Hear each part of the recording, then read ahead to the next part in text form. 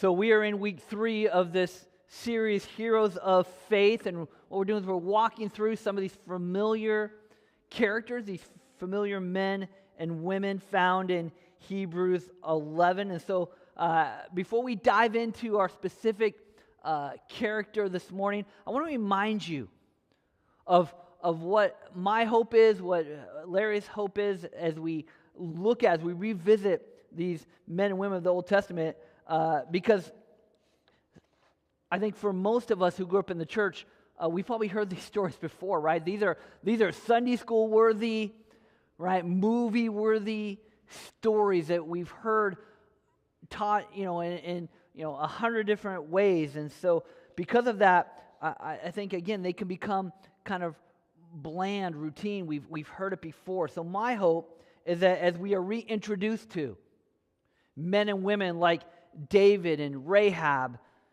Gideon and Joseph, who we're going to look at this morning, that we approach it with a spirit of curiosity, right? With a spirit of freshness.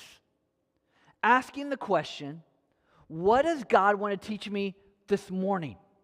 Not, what did God teach me when I was 10, right, when I first heard about Noah and the ark?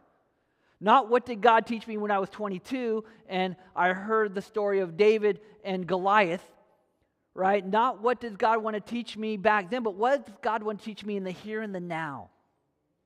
What does God want to teach me this morning in this specific moment in my life with all that might be going on with you and with me? What does God want to teach us through the familiar life of this Bible faith hero? Well, when it comes to Joseph, thankfully, the author of Hebrews, he's going to help us out here, because he's going to take us to an obscure moment in the life of Joseph. It was new to me. My hope is that it might be new to you as well. If you remember last week, I shared that as I was cruising through the airport, getting ready to catch my flight back here from Louisiana, I glanced and happened to see a magazine called Heroes of the Bible. Right, and so I picked it up thinking, hey, I wonder what they have to say about some of these characters that we are studying here this morning. And Joseph, of course, it goes to the highlights. Right, here's how this starts off when it comes to Joseph. A twisty tale takes him from captivity twice to the pinnacle of Egyptian society, where he forgives his treacherous brothers and sets his family affairs in order. Filled with shocking twists and surprising turns, the story of Joseph is one of the most dramatic and entertaining tales in the Bible. Woo! Here we go. You ready? Right? One of the most dramatic and entertaining tales in the Bible, which is probably true. Okay, if you really think about it and put all of the highlights and lowlights together, it's probably true. In fact, you may not be all that familiar. If you didn't grow up in the church, if you're watching online, you may be thinking, well, wait a minute, I thought Joseph was a carpenter, right, who was a stepfather of Jesus, right, was married to Mary, right? That's the Joseph of the New Testament. There's another Joseph in the Old Testament that you may not be familiar with, so let me just walk you through this Joseph in case you're hearing this for the first time. Joseph was the son of Jacob. He's actually the great-grandson of Abraham, right? Father Abraham. And he was his dad's favorite son. He was Jacob's favorite. And so because he was his favorite, he gave him this coat of many colors, right? Think Joseph and the amazing Technicolor Dreamcoat, right? Right? This is Joseph, who gets this amazing multicolored coat given to him by his dad to signify, you're my favorite. Joseph also was skilled with being able to interpret dreams. And so because he was dad's favorite, because he was a show-off, right, and say, hey, I'm going to tell you what your dream meant. Because of all that, he was hated by his brothers. And so they one day they were just done. They were fed up. And so they kidnapped him. They found him in the field. They kidnapped him. They ripped off his jacket. And they threw him into a pit, trying to figure out, okay, what do? We want to kill him. We don't want to. We need to get rid of him. And so as they're debating what to do with Joseph, this band of Ishmaelites happens to drive by, and so they sell him. They sell him as a slave. Well, eventually the Ishmaelites, they get to Egypt and they sell him again to a high-ranking Egyptian official. Right, which is awesome, right? Now he's kind of living in this palace. He's got good, surroundings. The problem is the boss's wife has the hots for him. And so he gets accused of having an inappropriate relationship with the boss's wife, which gets him thrown into prison.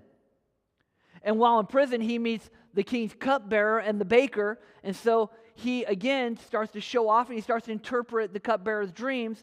And so the cupbearer says, hey, when I get out of here, I'm going to make sure that you get to go with me.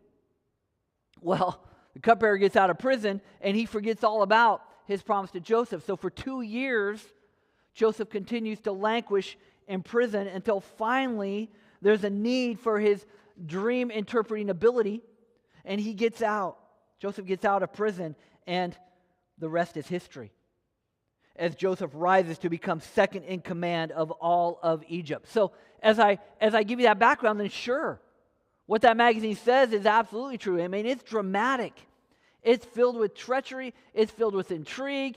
It's filled with all kinds of drama. And so with kind of that as a background, with that as a lead-in, turn with me to Hebrews 11. Hebrews 11, chapter 22, again known as the Hall of Faith.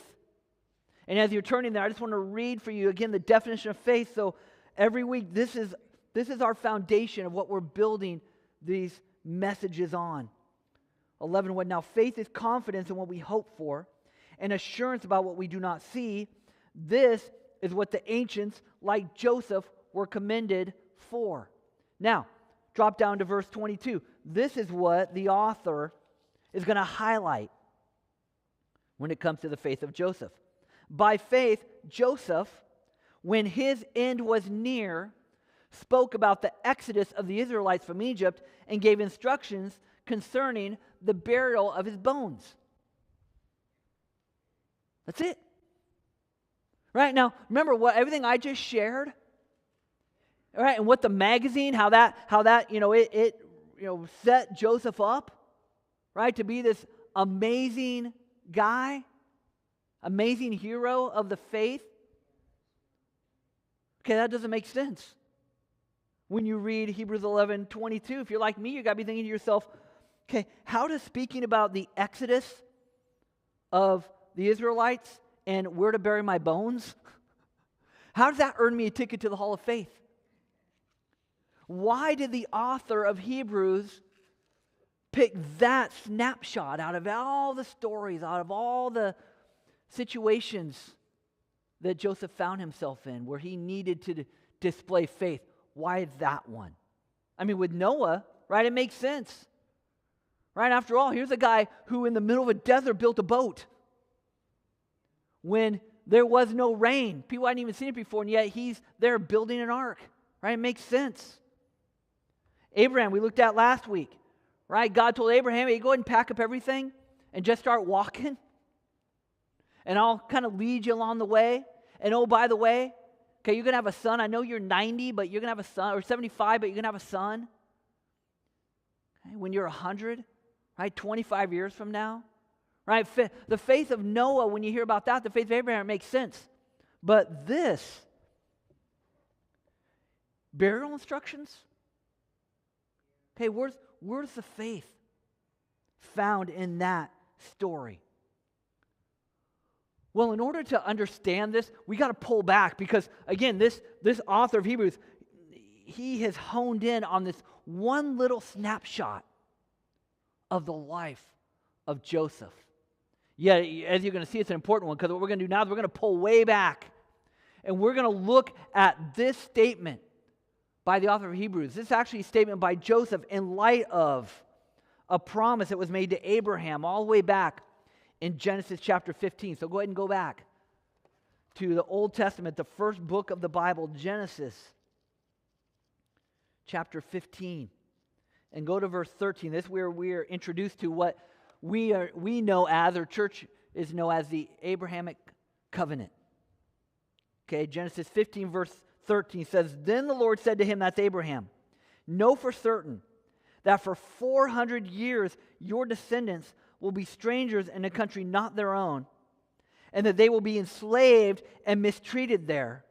But I will punish the nation they serve as slaves, and afterward they will come out with great possessions.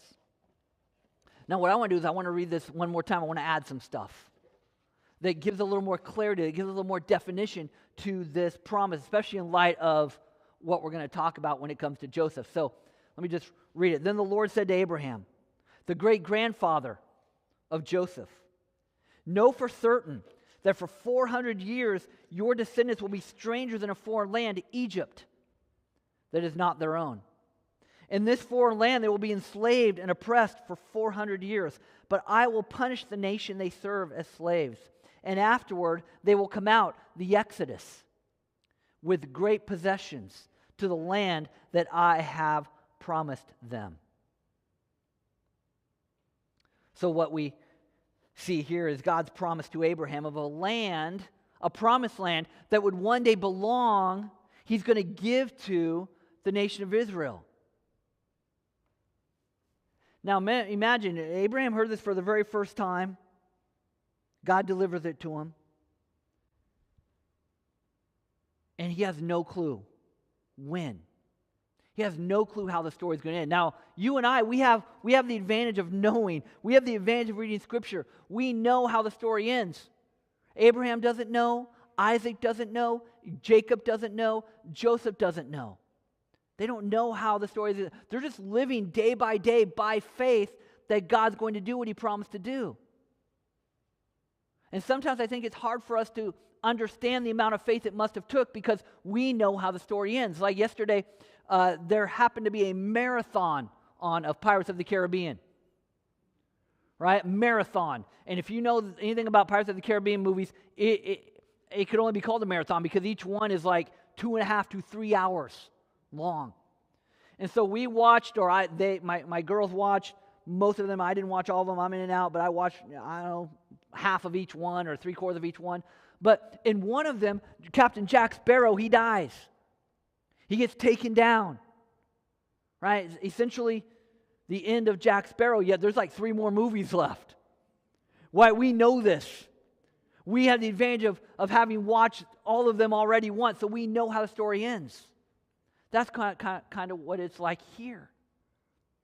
Right? We have the advantage of knowing, and so sometimes because of that, I think these stories, they lose their significance. They lose their impact of how much faith it had to have taken. Right? God's promise to Abraham of a land that would one day belong to a nation of Israel. A nation who would spend 400 years in exile in the land of Egypt. The promise of an exodus, with the promised land waiting on the other side. Again, that promise that would never be realized in Abraham's lifetime or in the lifetime of Isaac or Jacob or even Joseph. But yet, each one of these men passed down this promise to their son, Abraham, to Isaac, Isaac to Jacob, Jacob to Joseph. 4 generations of men who lived their life believing in the promise of God. Joseph believed. Joseph had faith that this promise would come true. Which is why on his deathbed, as the writer of Hebrews says, he said, one day, this exodus is going to happen. Right? It hadn't even happened yet. Yet an exodus will happen, and here's what you need to do with my bones when the exodus happens. Joseph lived by faith because, I believe, because he had heard about the faithfulness of God. That's where faith starts. I believe faith starts for us when we hear the stories of how God has been faithful in the lives of others. Whether it's in the Bible or whether it's people that we know, family members, friends, co-workers. Think back maybe your journey in coming to Christ. What was it that got you there? How did God faithfully show up in the life of somebody or in a circumstance that prompted you to continue to pursue God? Joseph lived by faith because he had heard about the faithfulness of God from his father. But it was more than that. And I think it's more for that for us as well if we dive a little bit deeper. Because Joseph not only heard about the faithfulness of God in the lives of others, he personally witnessed God's faithfulness in his own life. Genesis 39 gives us a snapshot of the faithfulness of God in the life of Joseph. If you're still in Genesis, flip over to chapter 39. Let's look at two statements that describe the faithfulness of God to Joseph. The first one is right after he'd been sold to the Ishmaelites and sold again to Potiphar. Now Joseph had been taken down to Egypt. Potiphar, an Egyptian who was one of Pharaoh's officials, the captain of the guard, bought him from the Ishmaelites who had taken him there. But listen here, verse 2. The Lord was with Joseph. The Lord was with Joseph so that he prospered, and he lived in the house of his Egyptian master. Right? Even in that circumstance, even being sold as a slave, Joseph still experienced the faithfulness of God. Now flip over to verse 20. This is right after he's been accused by Potiphar's wife. Joseph's master took him, put him in prison, the place where the king's prisoners were confined. Here we go. But while Joseph was there in prison, verse 21, the Lord was with him. He showed him kindness and granted him favor in the eyes of the prison warden. Joseph lived by faith not only because of what he'd heard, but because of what he personally experienced. A God who was faithful, even when things looked bleak, even when he was a slave, even when he was in prison, God was with him. He lived by faith because of the faithfulness of God in his own life. That's the point of Hebrews 11:22. That's the point. Again, Joseph, near death, still believes in a promise that was delivered 4 generations earlier. And handed down from generation to generation, Joseph still believed that it was going to happen. That all these events were going to happen just as God said they would. This is why he was able to talk confidently about the Exodus. Even though in this moment, in fact, turn over to Genesis 50. Turn over to Genesis 50. Let's just read how the end of Joseph's life played out. Genesis 50, verse 24. Joseph's on his deathbed. He's near death. He said to his brothers, I'm about to die, but God will surely come to your aid and take you up out of this land to the land he promised on oath to Abraham, Isaac, and Jacob. Don't miss that. But God will surely come. Not God might come. Not I hope God comes. If God comes, God will surely come to your aid and take you up out of this land to the land he promised on oath to Abraham and Isaac and Jacob. And Joseph made the Israelites swear an oath and said, God, again, there it is, will surely come to your aid. Now, when he makes these statements, the Israelites are not slaves yet. They're just living in Egypt. They're cohabitating with the Egyptians. They're not enslaved. They're not oppressed. And so that's what makes this odd that Joseph talks about. God will come to your aid and take you up out of this land. It's like, come to your aid for what? What's going on? What's the problem? There's no problem. What does God need to rescue them from? Joseph knew.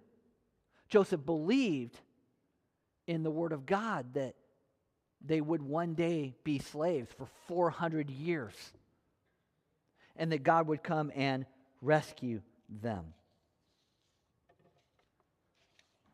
And this is why also he was able to give instructions concerning his bones, because he wanted his final resting place to be in this promised land that had been promised to his great-grandfather Abraham.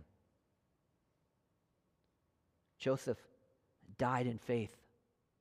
He gave these final instructions. Trust God. Have faith in God. Why? Because I've seen it. Because I've experienced it and I've heard about it. Trust God. Believe in God. Because He is faithful. Now again, if we didn't have the benefit of knowing how the story ends, right, we'd be probably sitting, okay, what's going to happen next? Do Joseph's bones make it to the promised land? Right? How does this work out? Did the Israelites become slaves? Right? Did they get rescued? What happens? Well, again, we have the benefit of Scripture. So we know that in Genesis 13:19, this other hero of the faith named Moses rises to the scene, comes on the scene. And it was Moses who took Joseph's bones with him. Here's Exodus 13:19. Moses took the bones of Joseph with him because Joseph had made the Israelites swear an oath. He had said, God will surely come to your aid, and then you must carry my bones up with you from this place. Moses remembered. Moses was told about. Right now, remember, 400 years later, he was told about this oath. Apparently, I've got to take these bones with me, so let me go get these bones. Because he too believed these promises had been passed down from generation to generation. So Joseph's bones are taken by Moses, and they're headed for the promised land. Well, if you go over to Joshua 24:32, as the Israelites are settling into the promised land, we read now how Joseph's bones were buried there in the promised land. Joseph's bones, which the Israelites had brought up from Egypt, were buried at Shechem in the tract of land that Jacob bought for 100 pieces of silver from the sons of Hamor, the father of Shechem. This became the inheritance of Joseph's descendants. There it is. Promise delivered, promise given in Genesis 13. Promise lived out through generation after generation after generation, and promise fulfilled in Joshua. That's why it's so important for us to pull back. When you read Hebrews 11:22, you got to pull back. You got to see the faith of Joseph lived out, not just in his life, but in the life of generation after generation after generation. And so, what can we take away from that, from this one verse and from this story, from the life of Joseph? Again, what does God want to teach me here in the here and the now this morning, 2023, Sunday, June 25th? What does God want to teach you and I? I believe that the lesson for us this morning is this, that a God, our God, who has been faithful in our past and continues to be faithful in the present, will show himself, will certainly, to use the words of Joseph, will surely, right, show himself faithful in our future. That's lesson number one. So based on that, the application of lesson number two is simple. Trust God. Trust God for both your present circumstances and for your future hope. Because our God is a God of fulfilled promises. Research says there's over 5,467 promises-ish, okay, in the Bible. 5,467 promises of God in the Bible. And you and I, we can trust that every one of those either has been, and many of them probably have been, or will be fulfilled. They will be. So again, the call on our lives, the takeaway, I believe for us, is to trust God for his promises. Trust God for our future hope. You know, Joseph lived an incredible life. He lived an incredible life of faith. As I talked about, right? He was faithful when he was in the pit. He was faithful when he was in prison. He was faithful when he was second in command of all of Egypt and having to dole out, right, grain. He was faithful till the end. And yet, in all of those circumstances, it's crazy to me that the author of Hebrews hones in on that one little moment in the life of Joseph when he's near death. And that's what he wants to highlight as faithfulness. That's what earned Joseph a ticket to the Hall of Faith. Again, because Joseph, if you think about the definition of faith that I read earlier, because Joseph lived by faith in the unseen. When he makes that final statement before his death, he's making a statement about what is to come, what is unseen, what has been unseen for 4 generations. Again, why is he able to do that? Because he's able to point back to what he has seen. So, here's what I would maybe suggest for you. I did this in our prayer time this morning. I asked those that came to pray, I said, hey, think back. Think back to moments in your life where God was faithful. Even in moments when you weren't following God, think back to those moments when God was faithful. I mean, I know I can.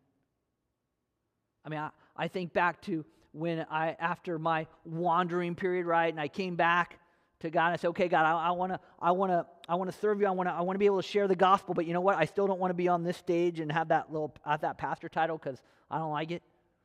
Scary. It's political. Comes with a lot of baggage. Church is weird, right? I don't want to do that. And so I tried to do everything else. I'm going to be a teacher, right? I'm going to work in the corporate world, right? I'm going to do all this stuff. And as I think back to all those times, God was faithful in every single one of those moments of fear and doubt and wandering. And so I can look back at all of that and say, man, if he was faithful then, why would I not trust him to be faithful in the future? And everyone sitting here, I'm sure you have those same stories of where God showed up in your life and was faithful, even when you weren't necessarily faithful. God was.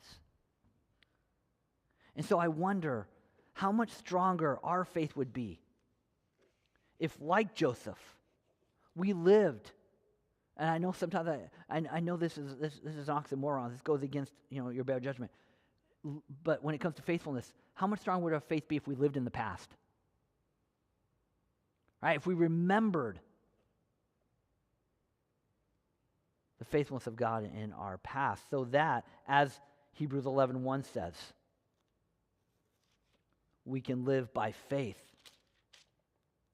We can have faith, confidence in what we hope for, assurance about what we do not see. Because again, this is what the ancients, this is what men like Joseph and Noah, Abraham, those that we're going to look at moving forward, Gideon, Rahab, David, this is what they were all known for.